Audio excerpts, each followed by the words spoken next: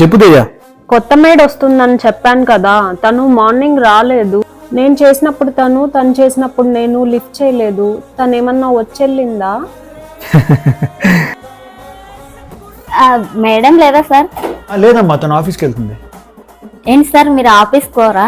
Actually మా ఇంట్లో reverse, తన ఆఫీస్కి వెళ్తుంది, నేను ఇంట్లో ఉంటాను. వర్క్ ఫ్రమ్ హోమ్ అనమాట. ఏం పని చేయాలి సార్? అదేంటి మేడం మీకు చెప్పలేదా? మేడంకి ఫోన్ చేస్తే లిఫ్ట్ చేయలేదు సార్. ఇల్లు చిమ్మడం మాపేయడం. ఇప్పుడు చాటిస్తే పని మొదలు పెడతా. సరే పదండమ్మా.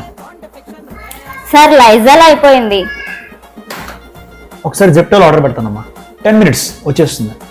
సార్ జరగండి మాపేస్తాను. లేవని సార్. సార్ పని అయిపోయింది, నేను వెళ్తున్నా.